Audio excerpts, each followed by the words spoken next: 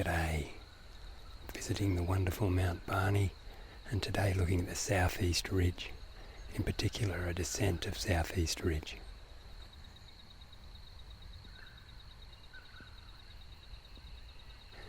Going up southeast ridge is quite straightforward navigationally, but coming back down there are a few places where we can go wrong.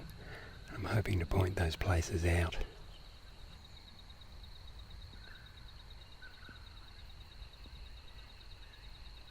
My plan is to go up the ridge, taking note of the relevant features, and then come back down, ticking off that list of features in reverse.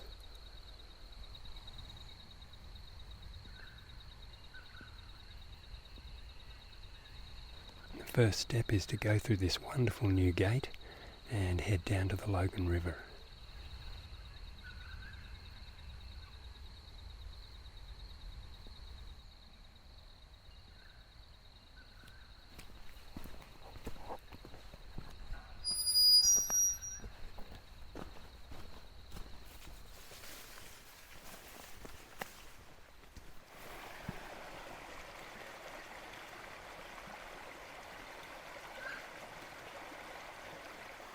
The river is crossed by rock hopping.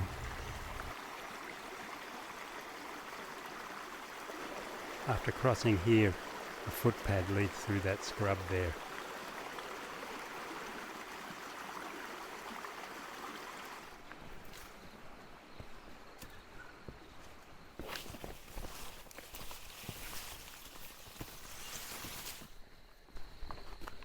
After leaving the river, a forest trail leads up to the southeast ridge. The forest trail goes for about 2 kilometres.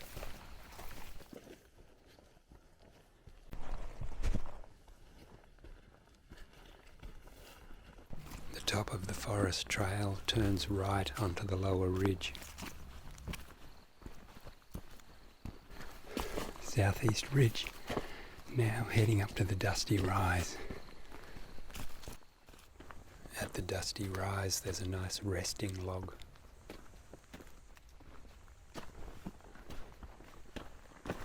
Now we climb the mountain.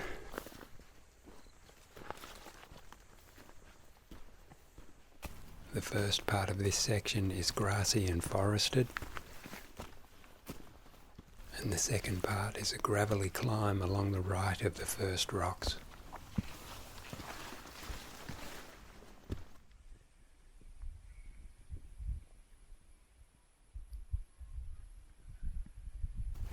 Once this standing stone is reached, we're at the lower outcrop.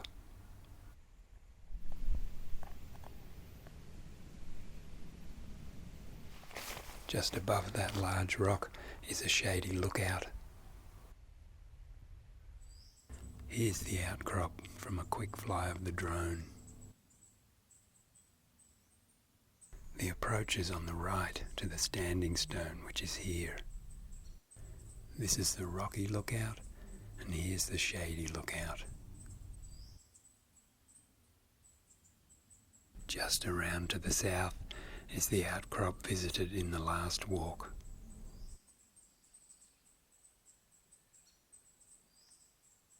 And here's the higher mountain. We can see the Razorback on the left and a blind ridge on the right.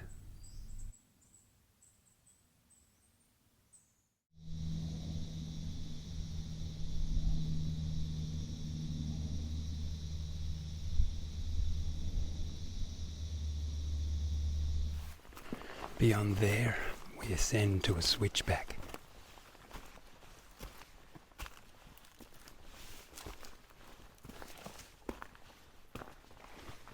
Two markers assist us through the switchback.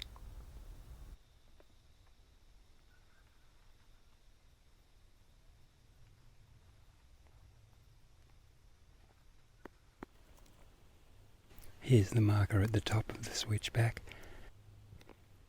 When approaching in descent, the entrance to the switchback can be obscured by scrub. Next is a lookout a little higher and off to the left. The lookout is a small jutting rock ledge.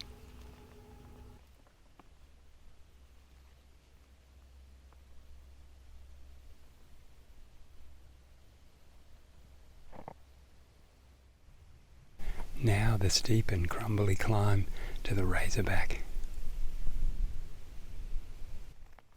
This is the longest single ascent on the route. The Razorback is 200 metres higher.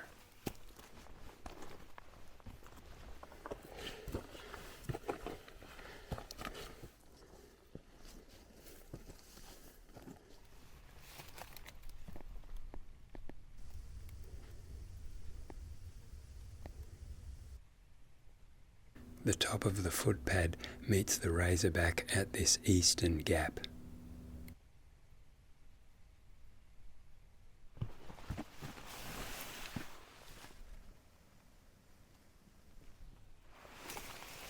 There are two gaps in the Razorback, and this is the western one.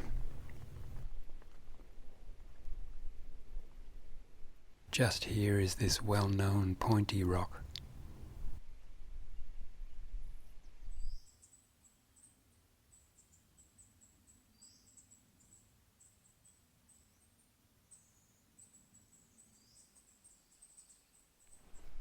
This is the highest part of the Razorback.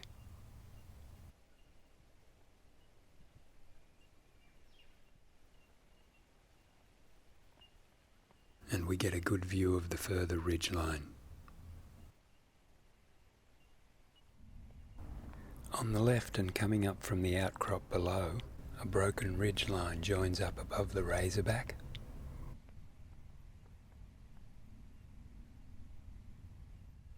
And on the right, a blind ridgeline joins up higher again.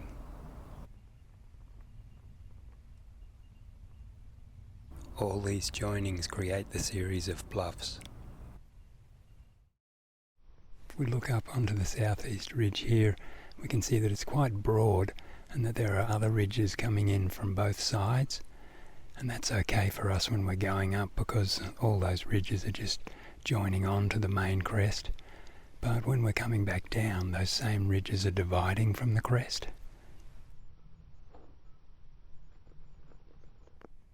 And it's because of that it's possible to go the wrong way.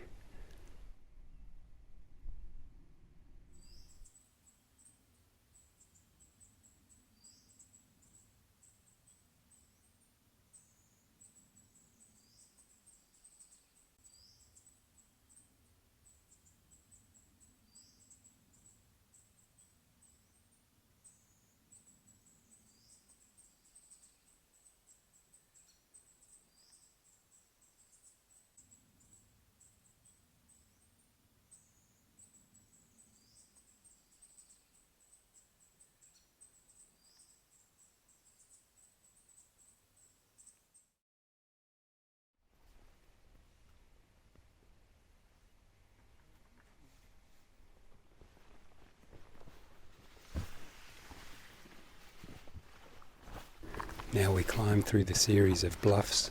The next notable feature is an open bluff top. The open bluff top is 100 metres higher.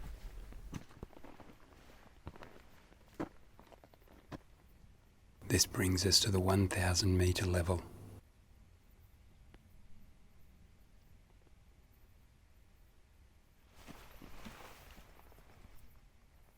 And next we climb down to that saddle there.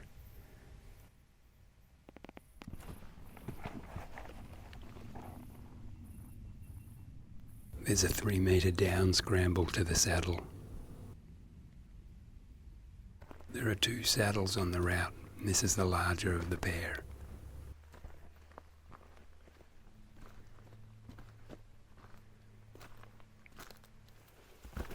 Now we climb through this cleft, and there's a small lookout on the left a little bit higher.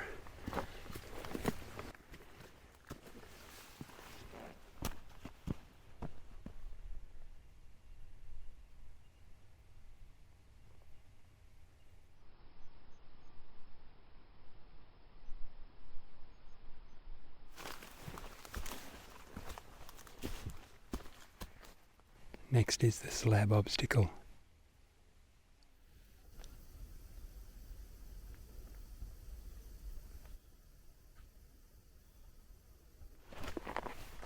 A little more climbing to get above the slab.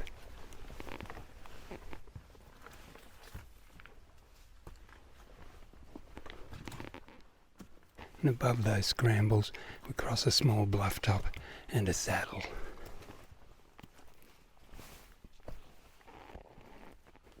Up here is the smaller saddle. Now the way leads up to a rock face.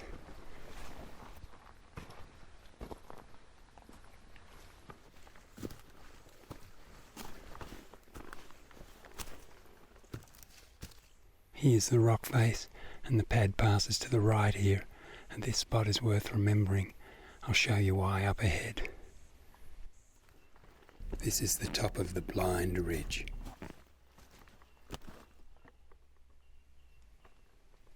This is the other end of the rock face, and we go up here.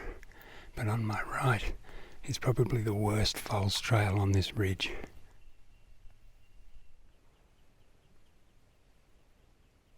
And here it is. When descending this ridge, it's so easy to go down there by mistake. It goes for ages and it goes nowhere.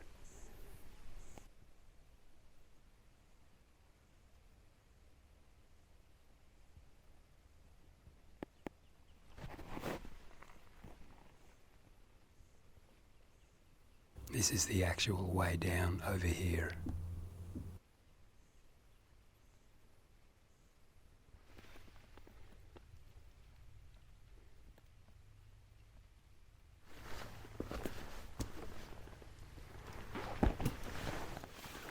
Above there is another natural lookout.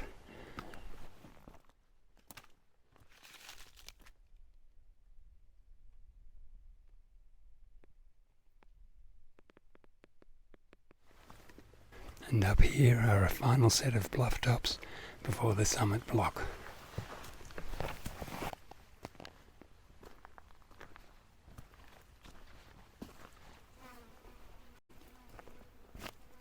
And within these bluff tops is this little resting area.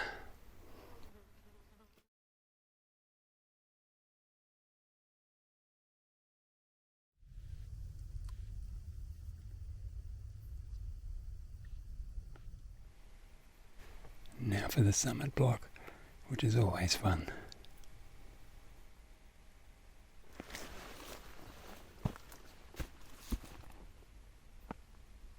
Okay, here's the lower chimney.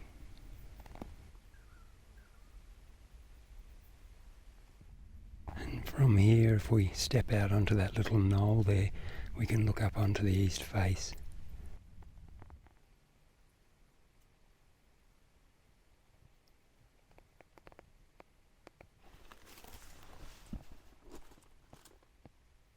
Here's the middle chimney.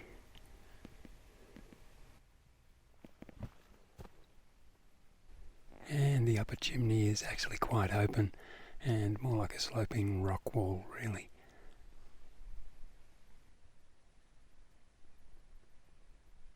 These rocks are just above the middle scramble, and this is about halfway up the summit block. After another 50 metres ascending, we reach the highest shoulder. This is the highest shoulder, and that is the top of the southeast ridge up there. Just a few more scrambles to go.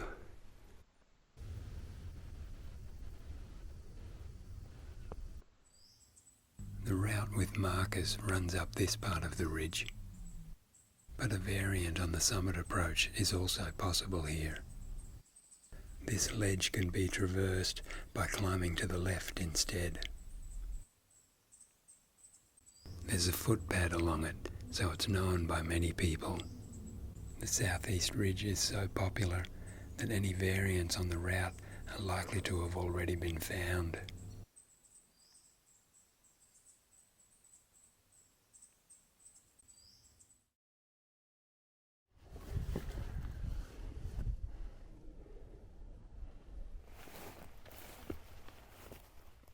This is the top of the southeast ridge.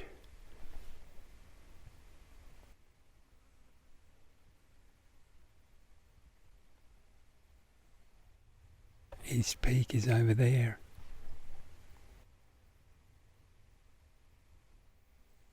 But West Peak is the eye catcher.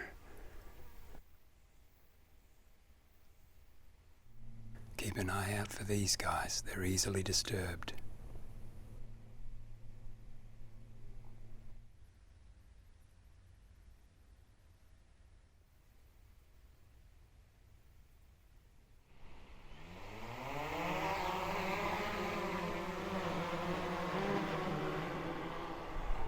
Okay, let's get down to the good stuff.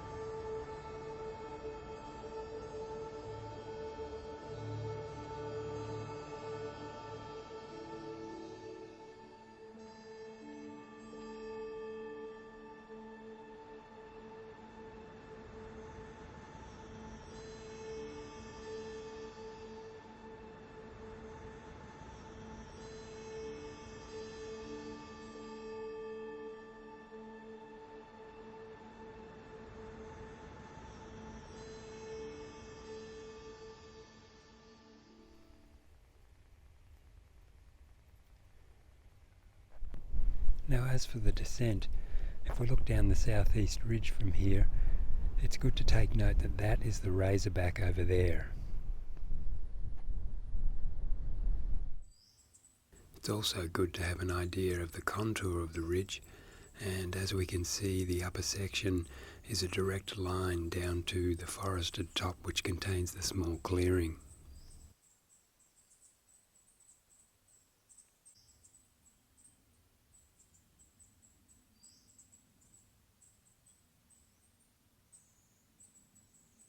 Beyond there, the ridge has a kind of a kink in it as it heads off to the right down through the series of bluffs. As I noted earlier, if any problems arise, it's usually in this area. And obviously this ridge on the left is the blind ridge, and the false trail that I pointed out earlier is at the top of it.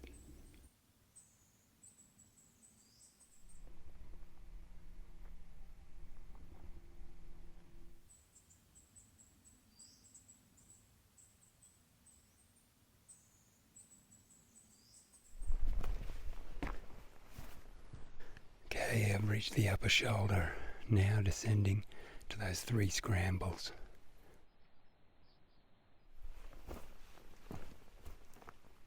Here's this upper chimney or wall climb,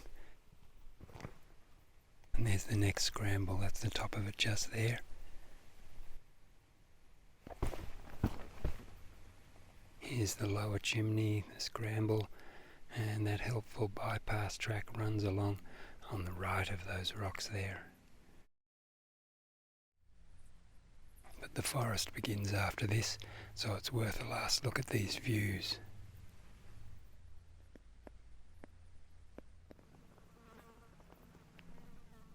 And I'm sure you've noticed there are enormous drops just here. And we can see over to Logan's Ridge, and that's the notch there. And the highest knoll.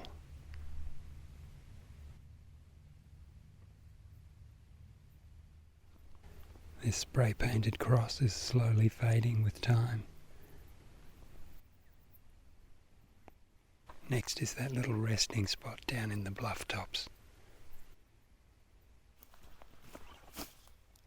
Highest bluff top or knoll, the little resting spot is on the other side of it.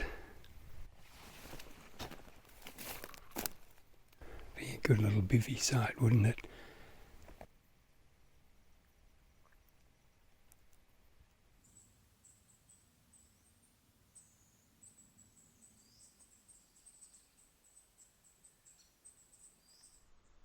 we just cross this knoll, but keep to the right.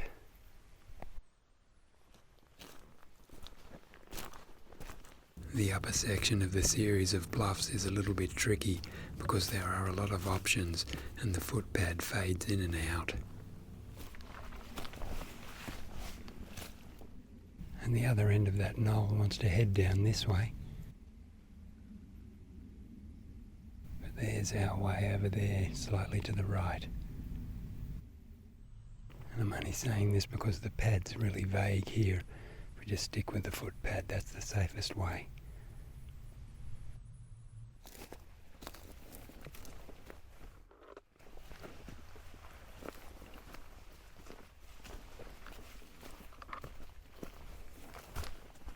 This section's still vague. Just keep to the high ground and the footpad.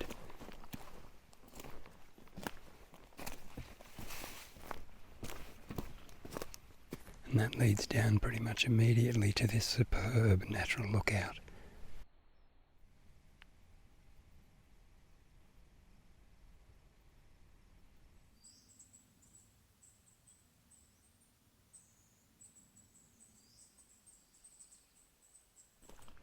Now the pad moves to the left of the ridge to get to the scramble above the rock wall.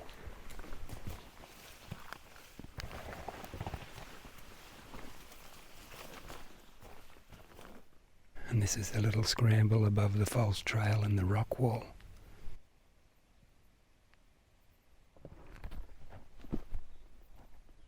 And see, as I approach the top of the false trail, it looks so inviting, doesn't it? We'll resist that.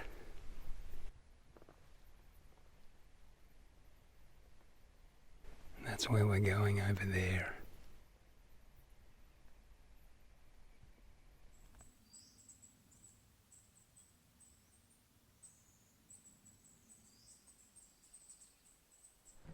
And this is another tricky one on the way down. We have to turn hard right here. I didn't even notice this on the way up. Still just sticking with the footpad where it can be discerned. Now heading down towards this small saddle.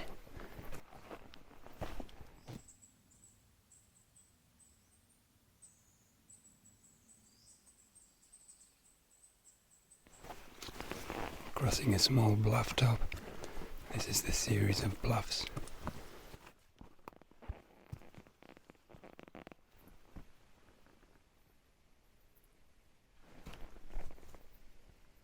And now to the left of that rock are the scrambles that lead down to the slab obstacle. And then the slab obstacle.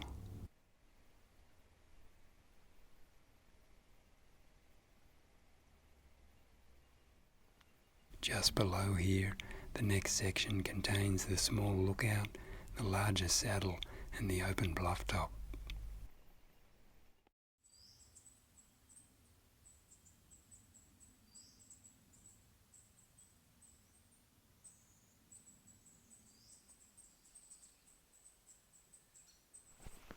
Approaching this larger saddle,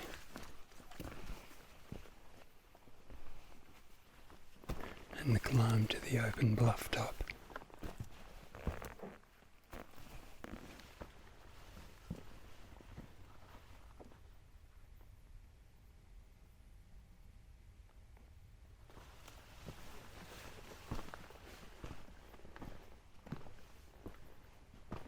Next is a fairly long stint down to the Razorback. The footage makes it seem easy, but it's a fair descent through the rocks here, and the Razorback is over 100 metres below. The visibility of the track's been solid, and there's the Razorback.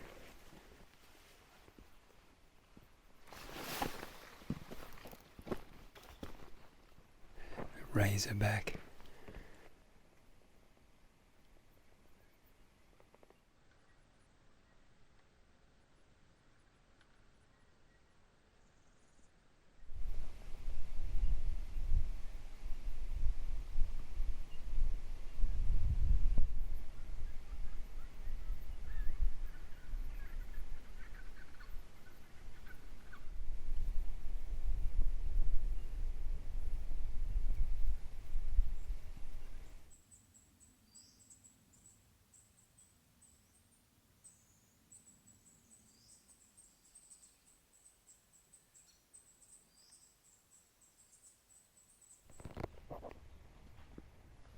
And to leave the Razorback, the track begins at the second cleft.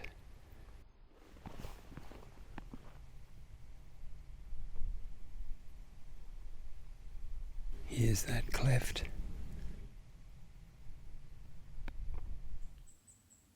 This is the longest single descent on the route, and the Switchback is 200 metres lower. Just before the Switchback is the small lookout of the jutting rock ledge, and the lower outcrop is another 50 metres below there.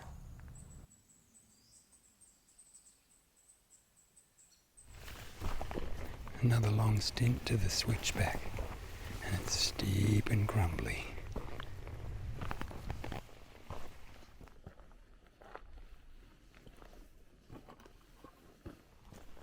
At the bottom, small lookout.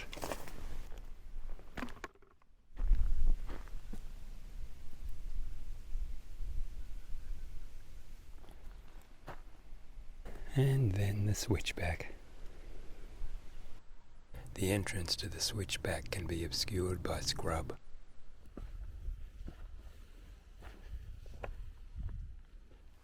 Now the descent to the lower outcrop.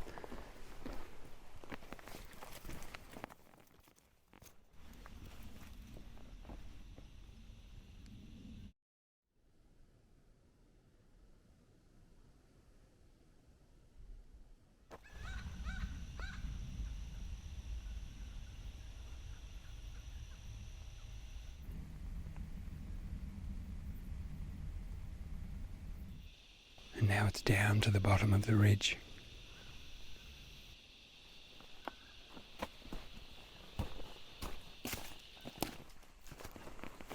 Here's the dusty rise.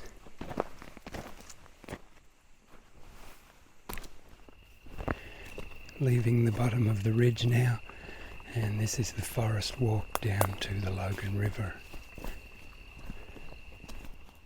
During the walk down to the river, I encountered some creatures of the night.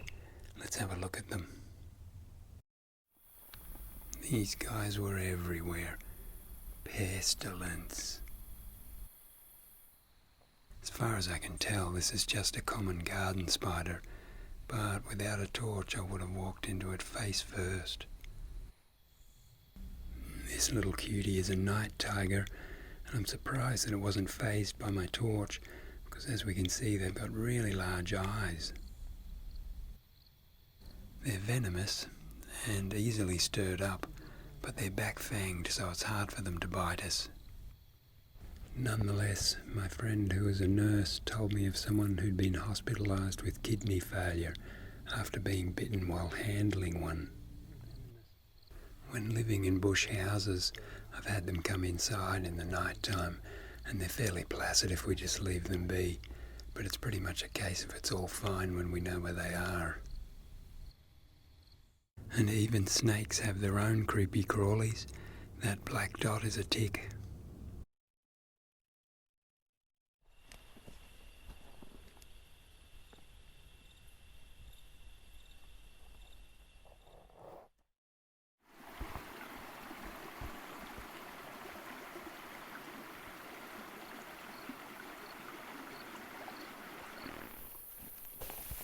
Well, there we go. Southeast Ridge, up and down. Wonderful, really. And I hope that helps with the descent. So I'm approaching the trackhead now and thinking to wrap it up here. That's it from me. See ya.